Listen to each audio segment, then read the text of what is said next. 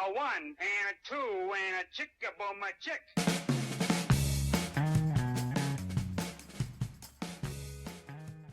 Hey Remodelers, before we dive into today's episode, I wanted to give a quick shout out to our friends at Builder Funnel. I've personally known Spencer and his team for over a decade, and they are the marketing agency that helps remodelers generate more leads, book more projects, and grow revenue. Listen to these numbers. They've recently generated over $78 million of projects, of paying projects for their clients, including $4 million for a San Antonio remodeler, helped scale a Delaware remodeler to $9.8 million, and generated $2.3 million for a Kansas City remodeler. If you're tired of relying on the inconsistency of referrals and want a system that brings in predictable, high-quality leads, Builder Funnel can help. Head over to builderfunnel.com/ROTR to learn more. Builderfunnel.com/ROTR. All right, everybody, it is another episode. And some people are saying to go, another episode? You got 300 and some of these. Do you really need to record another episode? Hey, we have sponsors of this fine podcast, and we have remodelers who still have things to learn so they can become a remodeler on the rise. And like some people close to me like to say, I have a lot of words to share. So just need to keep recording these every week. So welcome to yet another wonderful episode of Remodelers on the Rise. I have Ginny and Joey, or Joey and Ginny and Joey, however you want to say it, from New River Valley, Virginia. I thought it was like Blacksburg, but I learned that whole area is kind of the New River Valley, Virginia. They're with renovations and dependable building. And Joey, you have picked like a color scheme. Every time you came to the Rise conference, you were part of the VIP club, so I see you regularly on there. And just like your name, dependable. It is dependable that you've got that beautiful purple, royal purple color scheme. Why did you guys pick that, sir? Well, Jen gets the credit for picking the purple and silver as they go together. The purple is just, ever since I was a little kid, I've loved purple. My mom used to say if she would have let me, I would have painted my bedroom purple. She never let me. Interesting. But I just always liked purple as a color. And when I started this couple years ago, this going into the third full year, Jen kind of was on board very part-time right away and came up with the color scheme right away. Well, that story was even more wonderful than I thought you'd be like, I don't know, we just kind of picked it. The fact that it's like a lifelong favorite and kind of a weird favorite. Like where did the weirdness, like purple, that's my favorite. Like where did that come from, you think? I don't know. Maybe just to be defiant because everybody else liked blue and red, and then the two together are purple. He's kind of weird. Yeah, I mean, green gets all the love, blue gets all the love. You know what? I'm going to give some red to the. In our area, as up there, a lot of companies might use blue and yellow as colors. Maize and blue. Pardon me. Maize. Right. So down here, a lot of people use Chicago maroon and burnt orange as a color scheme. And while I love that color scheme, like we can't keep beating that. And so many companies have Valley or New River Valley in the name. I wanted to avoid those two areas. And a lot of contractors have red, white, and blue, which is a good color scheme. But the purple obviously stands out from that. Am I the first person that's mentioned it, or do other people mention it? No, the purple gets a lot of attention, like in the home centers. And, I've given T-shirts to people that work at one of the large home centers that has blue as a color. That's right. And I think that's where we're going to talk today, folks, about marketing and branding in general, kind of that side of things. I think that is the first thing of, to have a little bit of distinctive color scheme is kind of an interesting branding move. So you're already off and running there. So we are going to do a little bit of kind of coaching call / podcast here before we kind of dive into the main focus of talking marketing and what's working and what could we consider doing and what could we be doing more of. Give me a little bit of the backstory where, we started this business just 3 years ago. Tell me a little bit about kind of what came before that and what was the impetus of starting it.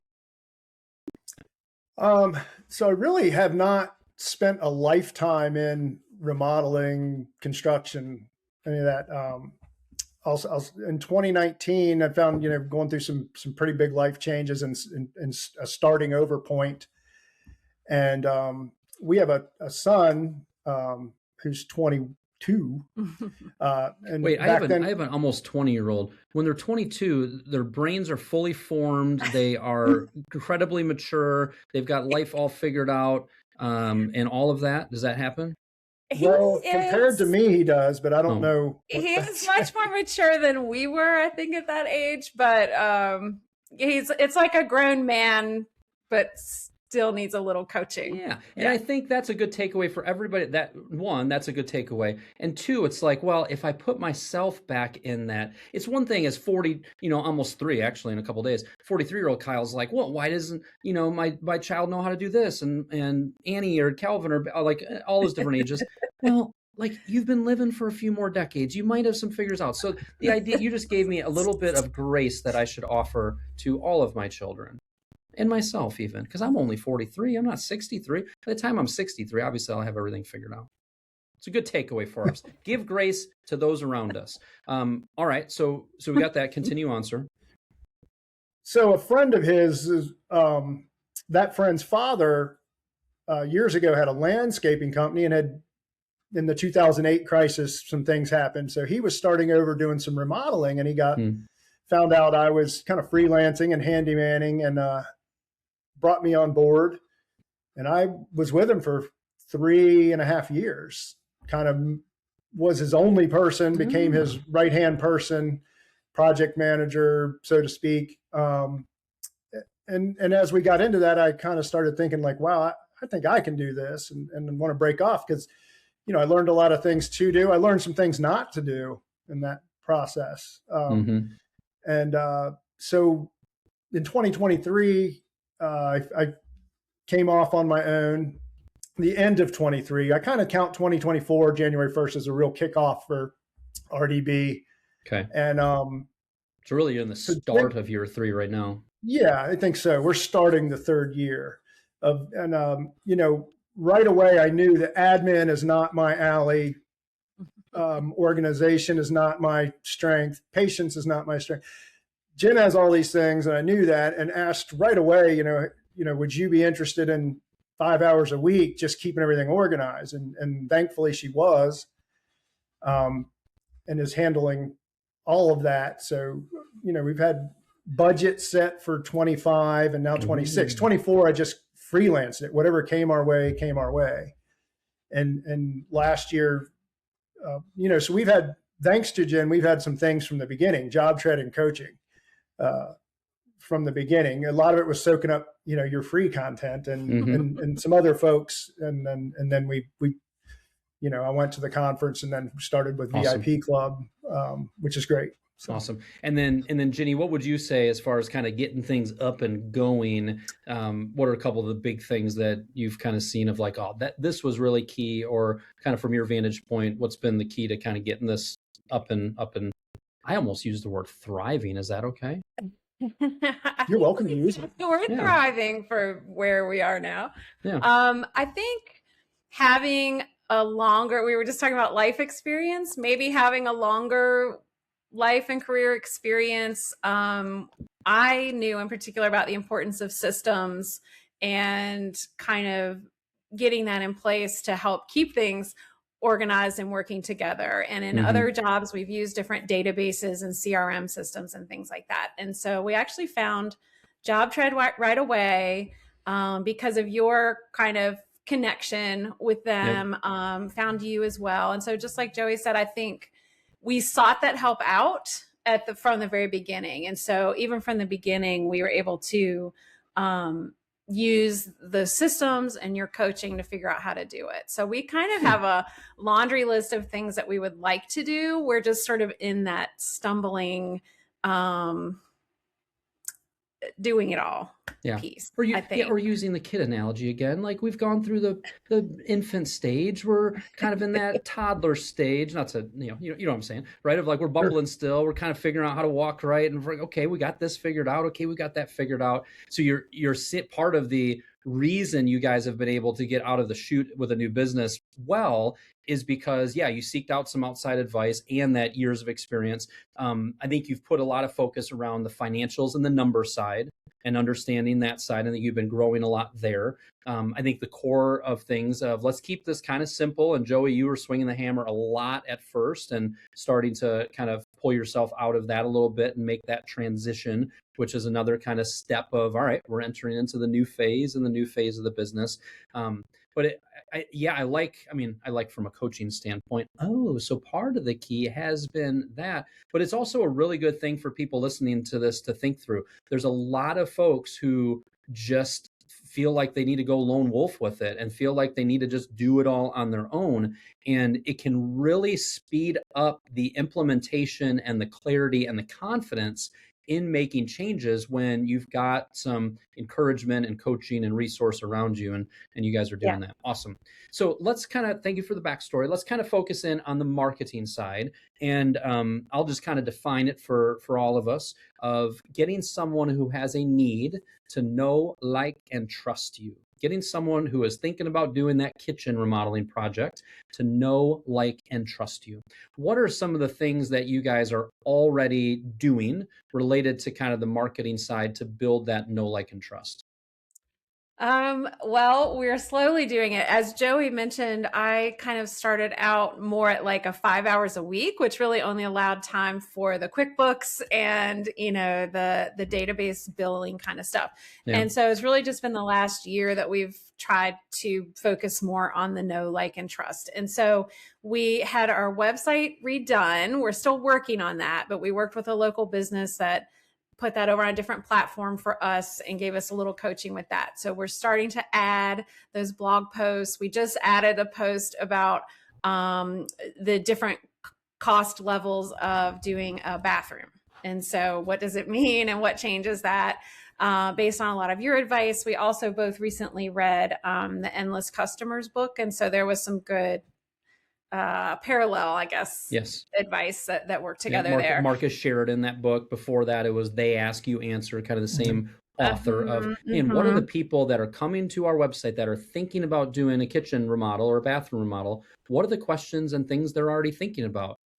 If we can answer that, and if we can position ourselves as an expert and help them, that might be good for know, like, and trust building. Yeah. So I think the gap for us right there is maybe imposter syndrome is not quite the right phrase, but it's hard. It's sometimes hard for us to feel like we're building this expertise or showing this expertise when we're still a very young business and it's not something we've been doing our whole lives. So we're trying to toe that line of showing that we can help in our experts, but also not trying to say things that aren't true or to show things that aren't true. Joey, piggyback off that. Do you have a little bit of that imposter syndrome or some of the stuff she's talking about there, or how would you say that? Well, that's a harsh term. But no, I think, and I chalk it up to some head trash because I've always been handy and been able to do things around the house and help other people do stuff. But I haven't done this been in the industry my whole life. Yeah. And I think that creeps in to say, and granted, I can't go backwards and build those decades of hands-on expertise, but I got a whole lot in a short period of time.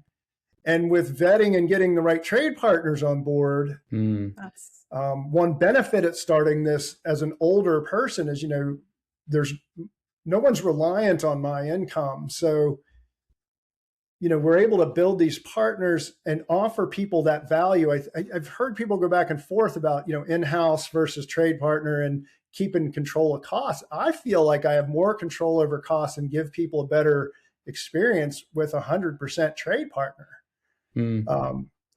right now. Because they are the experts. Because I can, yes, we have those pockets of expertise. But as far as I think a lot of it's between the ears, also. What I like about what both of you are saying is I think that's an absolute real thing. Call it whatever you want, of like, I just feel a little inauthentic of positioning myself as an expert. That'd be another way of saying kind of, I feel like a little imposter, like I'm writing this stuff, but I don't have like 100 projects that I've experienced this with. So that's a real thing. And I think I like coupling it with that's head trash, because I'm talking like if you're listening to this, or for you guys, it's like our heart is in the right place. We are taking really good care of our clients. No, I do not have 100 home editions that I've done. No, I haven't done this, that, or the other. But doggone it, I've got plenty of experience. I take things seriously.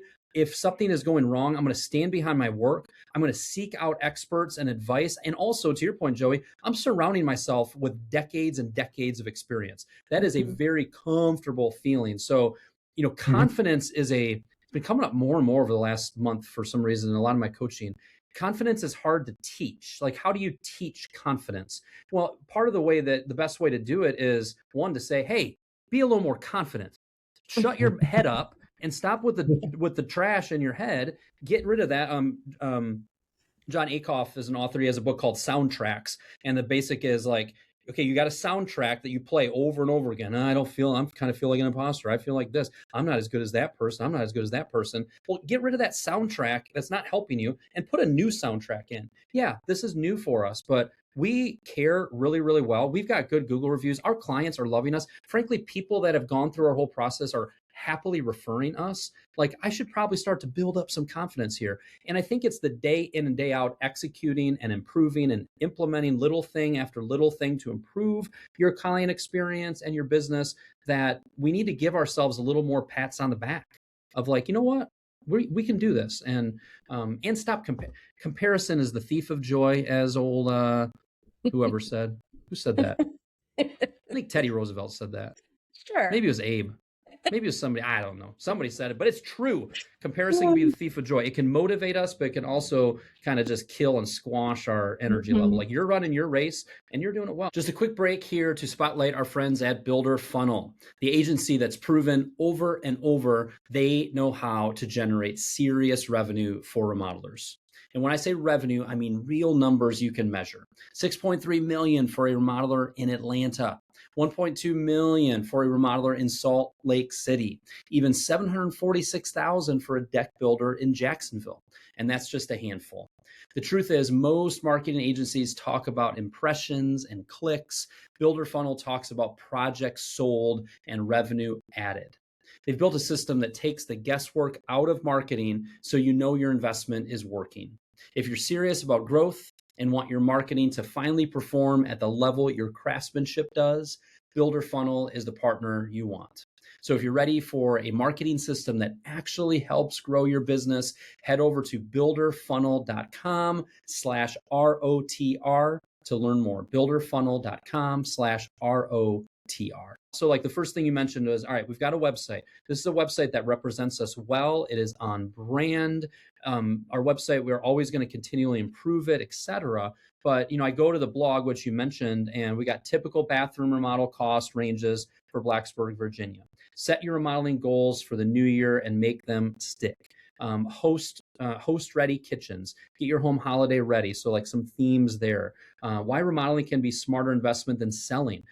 People ask that question. They ask, like, should we move or should we remodel? There's content around that. So I'm seeing some good search engine optimization. I'm seeing some good like cross section of different types of content. It'll be interesting as you continue to create content and optimize that content, how people might be finding your page through typical bathroom remodel cost instead of the homepage of renodb.com. So I'm digging that. I also like you don't have specific dates attached to your blog post. A lot of times remodelers will start a blog, get all excited about it. It'll have the date on there and you'll go, wow, they started a blog 3 years ago and were very excited about it and haven't done squat since. So I like that. I like the description here. So I think continuing down that blog post side, challenging your website designer to continue to think through the best keywords, continue to think through the search engine optimization part, asking questions around, is this also helping even for people that are searching via AI? Is there anything we could do, website design experts? I think you're on the right path there. Do you feel good about what you're doing on your website? I think so. I don't feel like we're there yet, but it's just been actually the past well, in January I'm transitioning to working more hours for RenterDB. So I'm excited at the possibility of being able to build that out faster.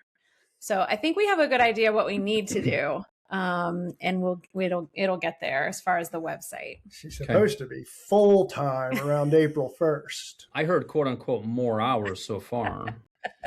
Well, now she's supposed to be half and half. I'm transitioning out of my previous job as a nonprofit executive director. So got it. I couldn't just leave them high and dry. We've hired someone new there, and I'm kind of transitioning out of the Joey, two. You're giving her a hard time. I think that sounds perfectly reasonable. It is, but we, while I'll be involved in the marketing somewhat and all, I mean, it's also her plate is getting.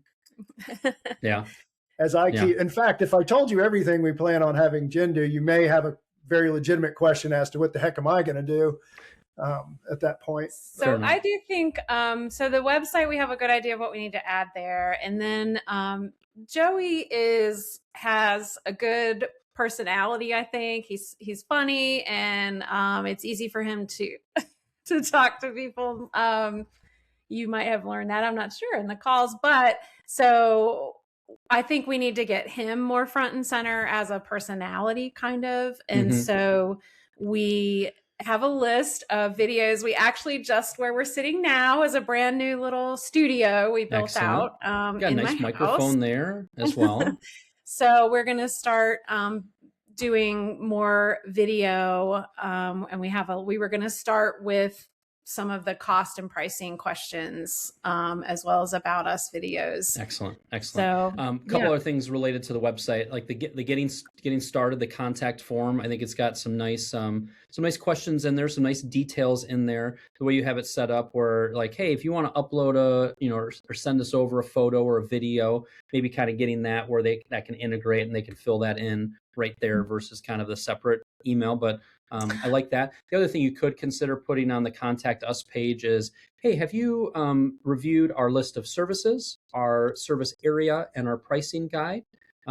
Just wanted to remind you that those are there. And now please, if you're interested, please fill in this form. Sometimes that's a nice qualifying tool. I love that you guys have a pricing page. And that side of things, I love on that page, there are two ways to think about remodeling costs. One side is you can design to a fixed budget, boom, boom, boom, or you can let the design drive the budget, boom, boom, boom. And then we've got kind of that small, mid, large. So I like a lot of things there.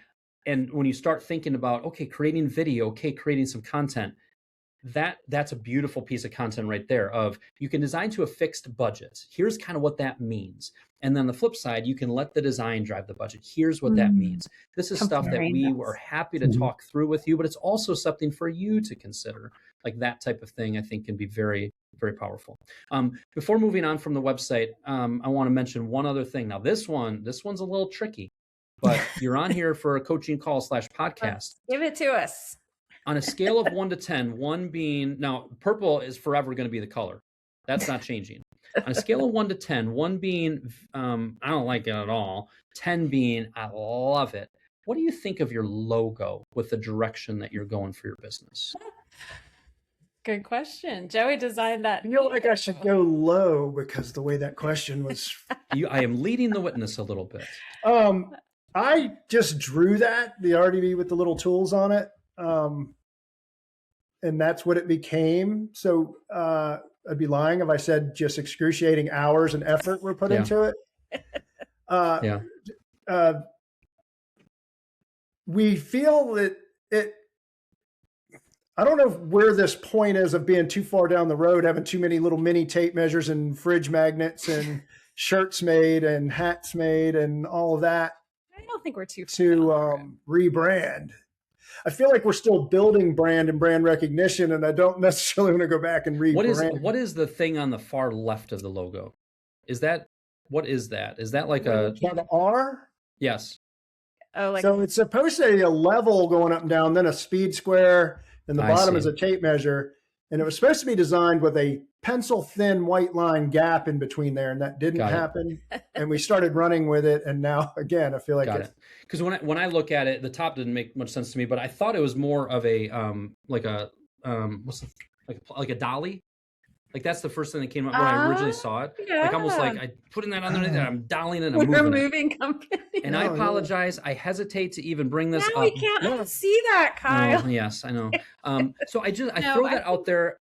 My business used to be called Your Marketing Guy, and then it was Remodel Your Marketing a number of years ago. Remodelers on the rise. Like rebranding is kind of a pain in the butt, and this isn't a rebrand. This might just be a logo thing. I just encourage, it's fine.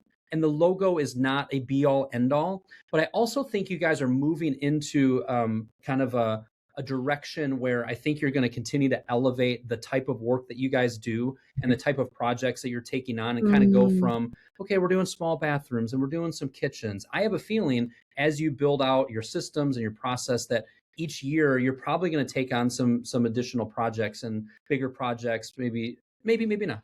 But either way, I think keep that just in your purview of maybe just pay attention to others of like, that's a really sharp, clean logo type thing. And it is perfectly okay for you guys 18 months from now to say, we're doing a new logo. It's just a logo that just represents more of what we're doing. Because your logo is very unique, I will say. That's very nice. That's all I'm saying about it. I'm trying to be nice. It's also not a huge deal overall. It's just that all the elements, like the other thing it does, what I do like about it, it is mom and pop feel. It is friendly feeling. It is like not hoity toity. Like and the Joey, especially the Joey I've gotten to know, like super down to earth, super dependable, like what I'm seeing there. So all of that matches, but I just had to say it. I don't love the logo. Is that all right? We'll talk about it. All right, moving on. Joey's like, this thing was going so great, and now he just threw a big old stink bomb into it. My Hollywood resume just took it. I know, it's okay. We got 10 5-star Google reviews. We're doing well there. Continue to go get those. Think Why of your is that so hard? One is because you don't have 100 people. Yeah. Yeah, I feel like we're persistent and follow up and re-ask and everything. And people 100% are like, absolutely, yeah, I'm going to do that. Or they've sent us a great, like just in an email. They reply in an email and send us something great. So we can use it on the website, but it's still not getting that number. So I heard you recently suggest also working with your partners, like maybe trying to give each other a review. And we hadn't thought about that. Joey's very focused on making sure that it's 100% a client who is satisfied. So like Hamtel Construction down in St. Louis, they're part of one of our peer groups, and I was talking to him yesterday, and I just pulled up their Google page, and I'm like, hey, you guys got a Google review.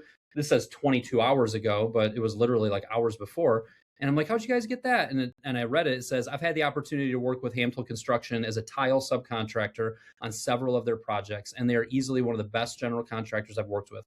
Paul and Dave, blah, blah, blah. And he just tells the story of like them working with him. So we don't want to go to your Google page and 8 out of 10 of them be trade partners. Like that feels a little off.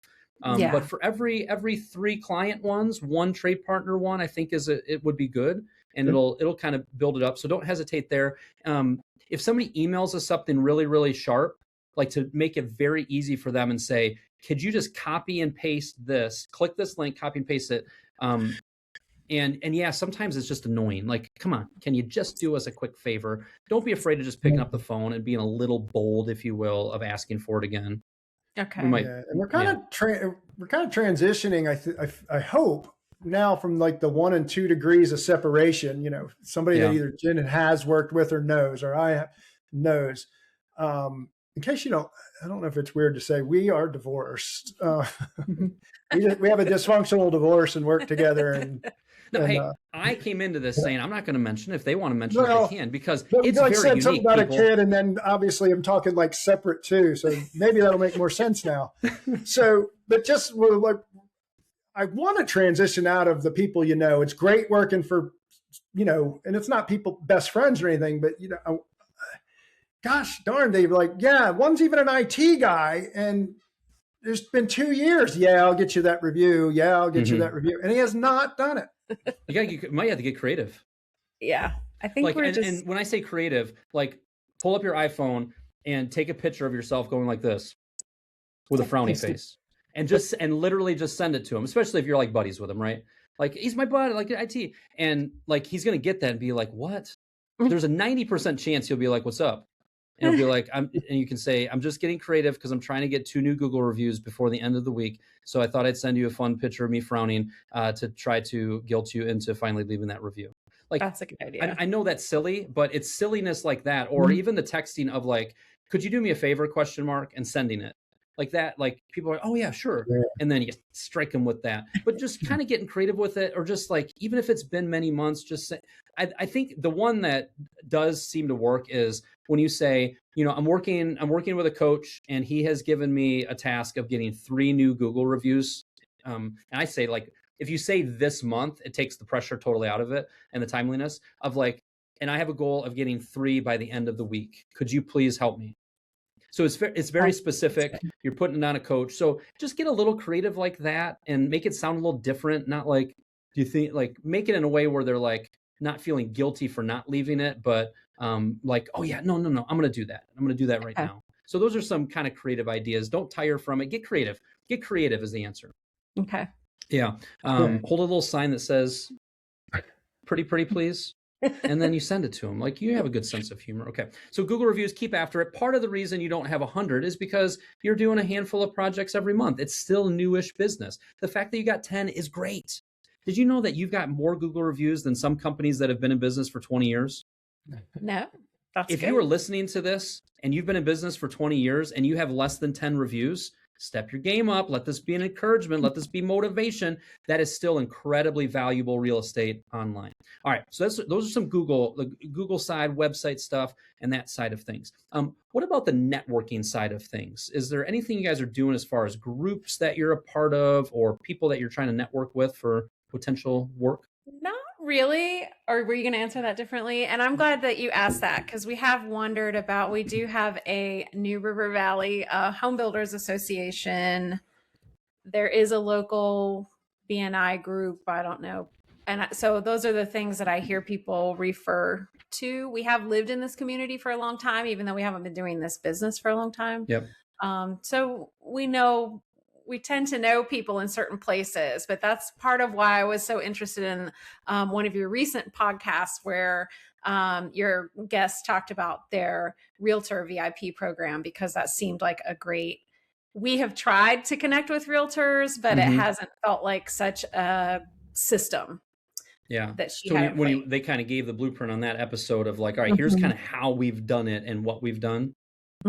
Yeah. So I took a lot of notes on that one, but we'd love to hear more about your partnership. Yeah. So if I'm in your shoes, and especially now, one, Jenny, you have more and will be having more time to maybe put towards something. So there's potential for you. And then for Joey, what % of your time is swinging the hammer? Is your kind of your goal this year for that?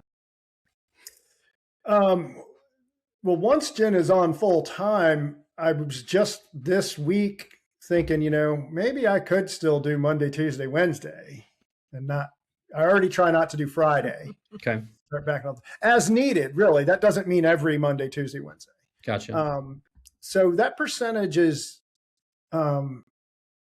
pretty low. I mean, it's probably 30-40% of the time that you're swinging the hammer, and 50-60 that you're not. Okay. So I think that idea of, I think you would do great in kind of a networking type group. You could look at a local BNI chapter. Some BNI chapters are duds. Some are excellent. Like if you're in there and there's 30 business owners who are there very specifically to get to know each other and to refer each other, that could be a really nice area. The other thing I love for BNI, especially for a newer business, is just you get to practice every week a little 60-second commercial. I think it's great to kind of do that. So I would visit that at least.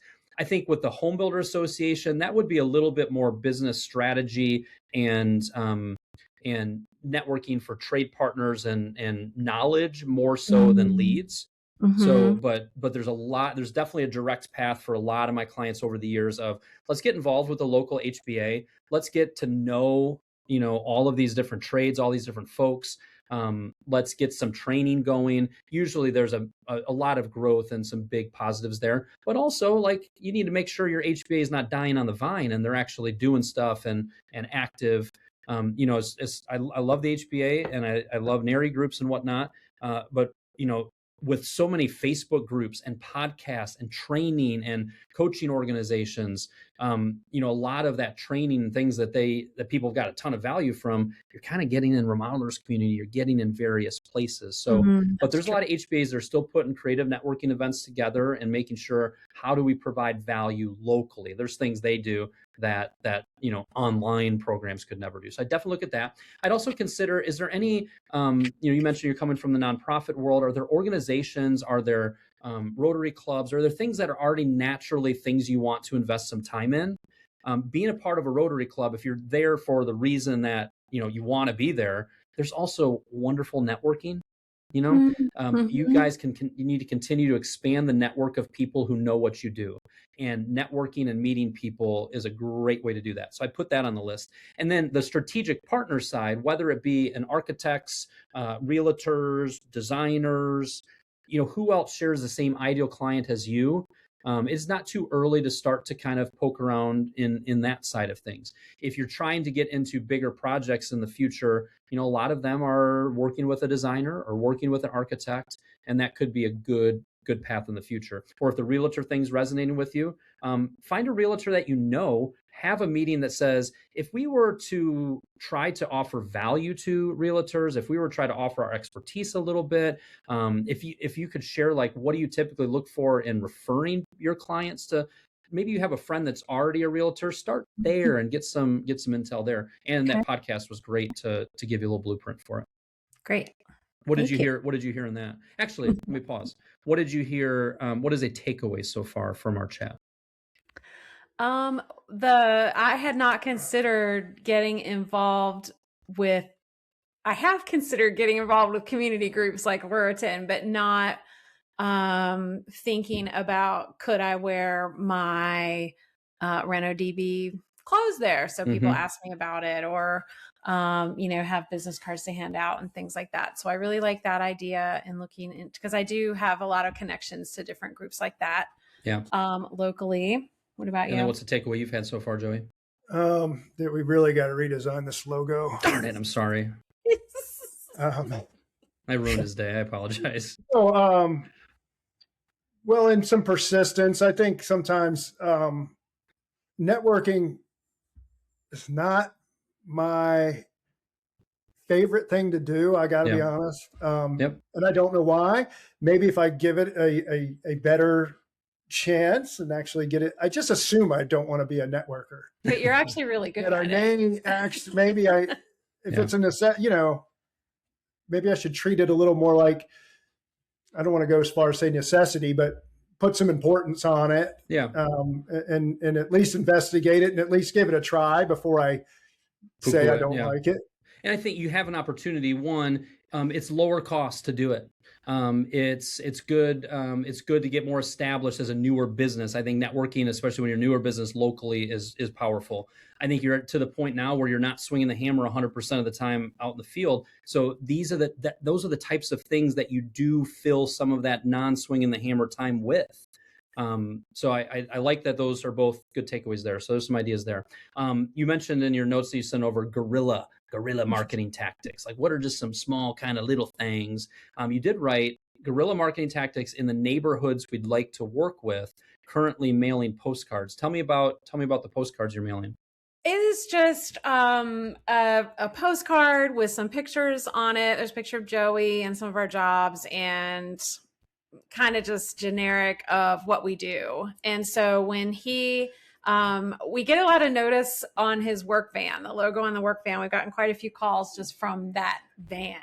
And so when he's in a neighborhood, I've tried to follow up with postcards mailed around the same time. So people are kind of getting that double look at us, and he'll put a sign out in the yard. But one person that we were talking to that has a local marketing business, he still seemed to find value in like the door hangers. So we actually have some of those, but only, I think we would only use those maybe for the few houses near it's a pardon our dust type of door hanger. So just thinking about, the ideal clients are there, and kind of the ones that we've found. And once we start working with them, they're happy. And it's just like, if they are not looking at Facebook, it's like, how do we get who we are in front of them? Yeah. And a lot of times people don't want to do the research. I think some people research things to death, but I think one of our best client by far, she just found us because our address was in Blacksburg. And once she met Joey, and we've done job after job after job. We're on the 6th job right now. Yeah. And she was new to town and just didn't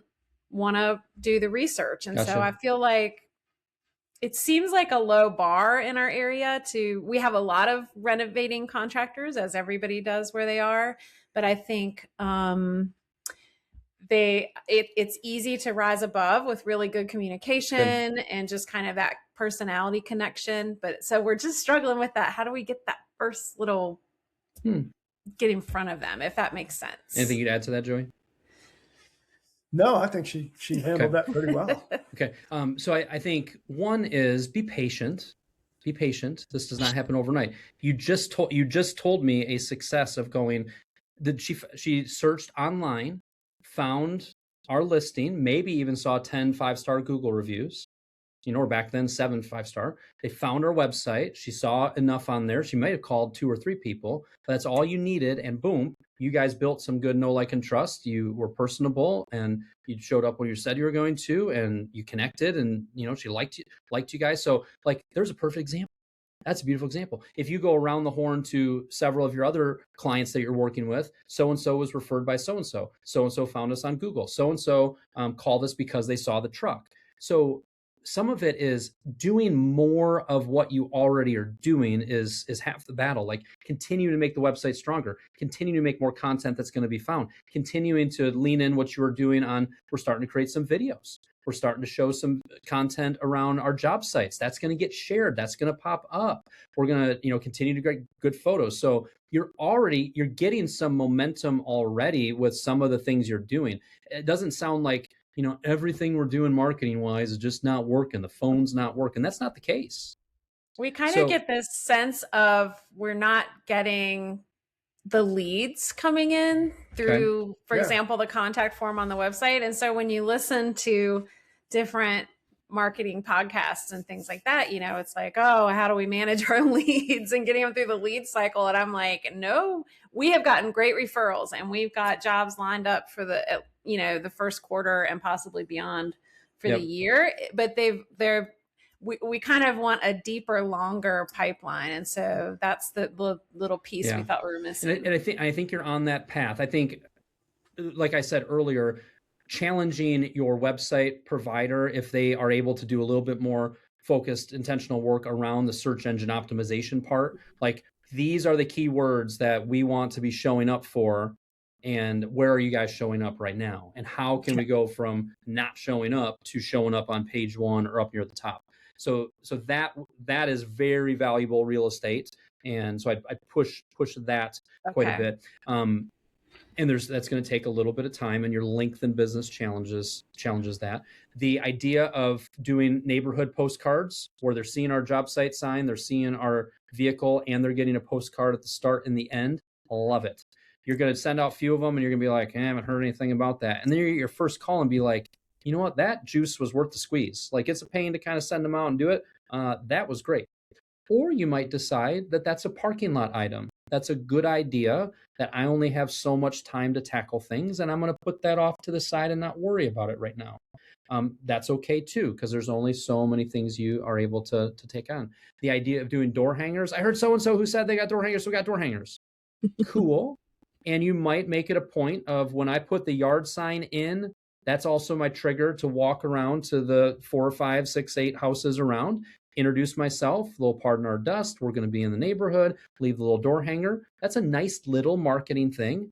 Like, good marketing is a combination of a lot of little things. Or you might even decide we don't have time for that, and we're just going to set that off to the side for now. You're hearing a little bit of a parking lot too. There's all kinds of different things. Sometimes the more focus on fewer things, like keep building out the website, keep getting the content going, do the networking, and do this. Like that's plenty of things to keep us busy with the amount of time we have. But part of this is you're not sitting on your hands. You're doing things. Double down on the things that are working. Double down on the things that are, creating one blog post a month. Maybe you should do 2 a month. Hey, we're posting once every 10 days on social media. No, we got to ramp that up. And, that's part of the answer here too. It's not something new. Sometimes it's doing more of what we already know we need to be doing. Okay. So that wasn't the exact answer you wanted, but it was a good answer. No, I think it's encouraging because you do kind of feel like you're just sort of picking things, and there's so much advice available. And I think a lot of it is good advice. It's just, as you said, we don't, one thing I was listening to recently was talking about, when do you hire a staff videographer? No, that's not you guys. Nope. Maybe you hire somebody. Now, let me talk about that for a second. So one thing, take everything you've been doing, take these ideas. You're also being a student of this stuff. So as you're listening to all these ideas, create an actual marketing plan. In 2026, Reno DB, boom, here's our plan. Here's what we're going to do. And you're going to have a good number of things on there. Underneath there, parking lot, good ideas that we're not going to do anything with. Let's create an actual plan. Now, attached to that plan is a budget. You mentioned in your note of going, okay, if we had $500 to $1,000 a month, where should it go first? That would be a good question, number one, of what is our monthly budget for marketing? What is our goal for that? What do we have in our 2026 business budget? And then once we have that number, it kind of colors where we're going to invest some of these dollars. Maybe a chunk needs to go to your website person to work on some SEO related stuff. Maybe if you have enough in your budget, let's do some Google AdWords testing, and I've got somebody that can help with that, and we're going to do that for the next 3 months and see how that performs. But when you have or your budget might go, we don't have much of a budget, and what that means is I'm going to lean into just even calling one previous client a week just to check in. That's good marketing and free. I'm going to lean into the networking side because while it takes time, it doesn't cost a ton of money. So your plan and tying that in with your budget starts to give us a little bit of priority as well. Are you intrigued? You mentioned in your note, we're talking about Google local service ads, Google search ads, meta ads, or no ads at all, triple question mark. Have you guys experimented with that at all? We experimented with some Facebook ads. We got contacted by one person that wasn't the right kind of job. However, I do understand the long game, but just are unsure. And I know this is a common concern among is just like, how long do you feel like you're putting money at it? So we don't mind putting money at it, I think.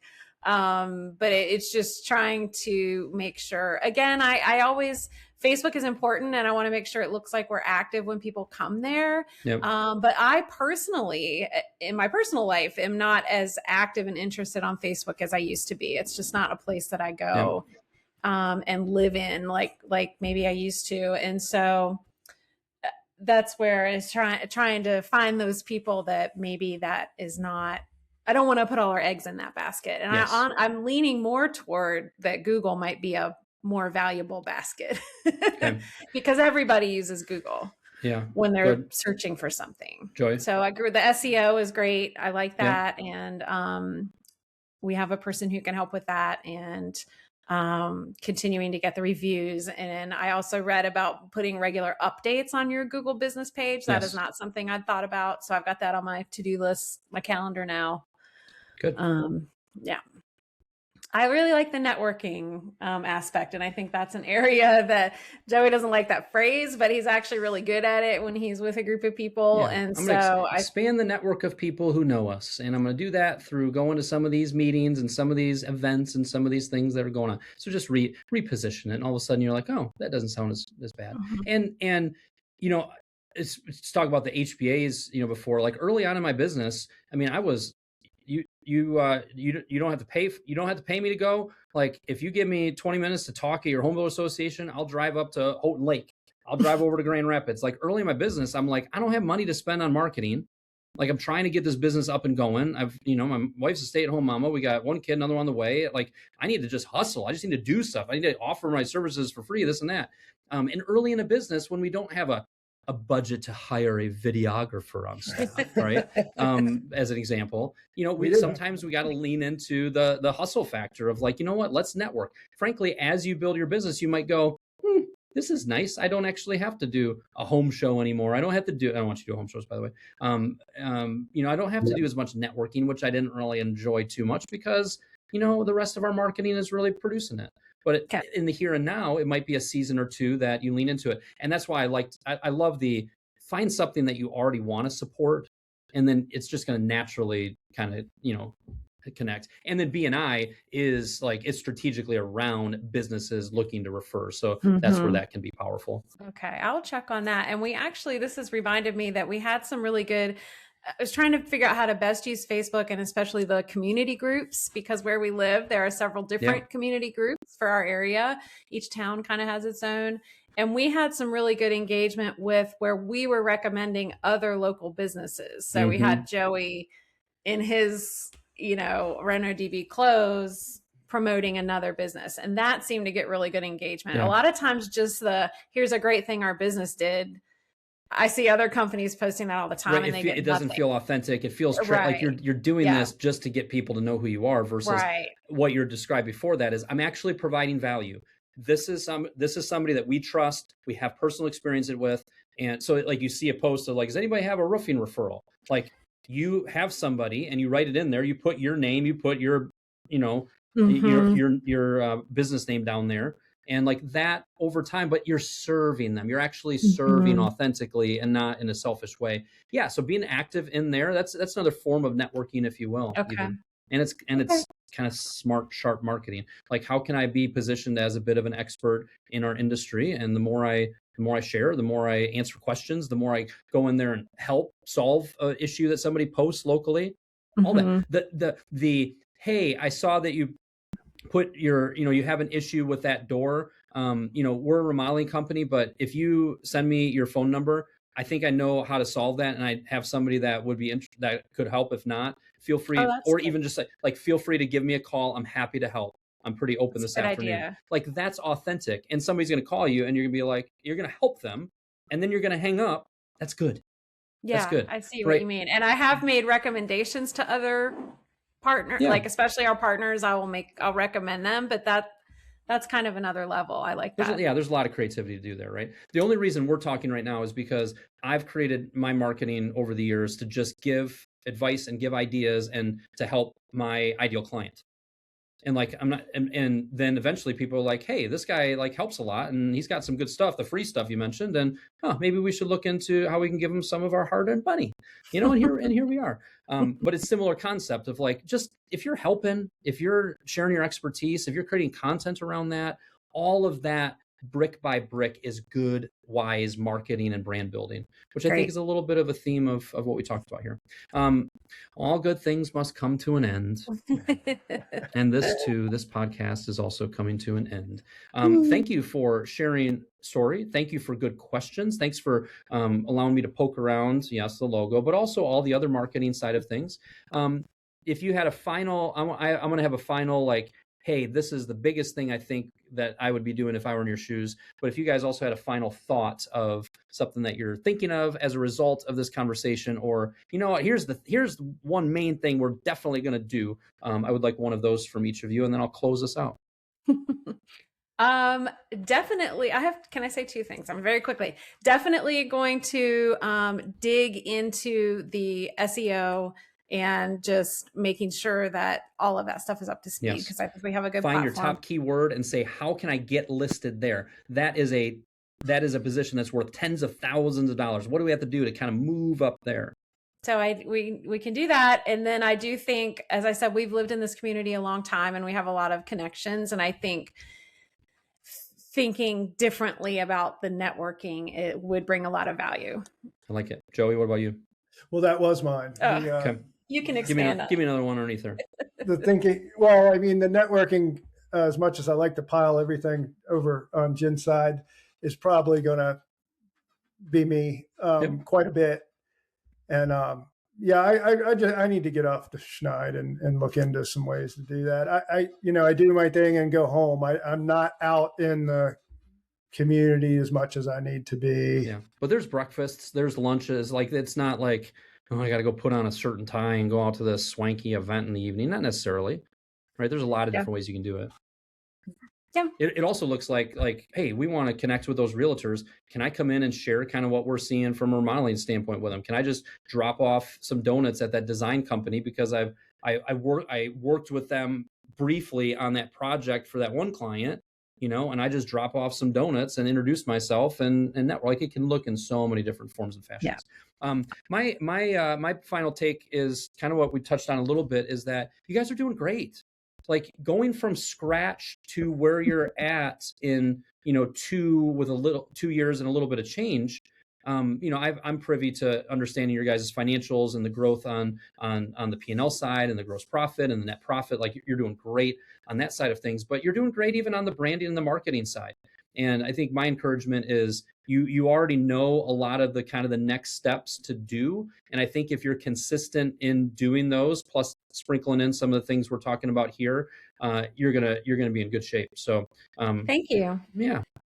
And I love your logo. I was just joking earlier. We're not changing that. All right. We'll talk to you guys soon. Thanks so much. Kyle. Bye. See ya. Thanks for watching the Remodelers on the Rise podcast. If this episode was helpful, make sure you subscribe to the channel and like this video. That helps more remodelers find these conversations. You'll find links below to connect with us, to join our remodelers community and explore more resources or our coaching options. If you don't want to miss future episodes, turn on notifications so you know when new videos are live. Thank you so much for watching. We appreciate you being here. We'll talk to you again soon.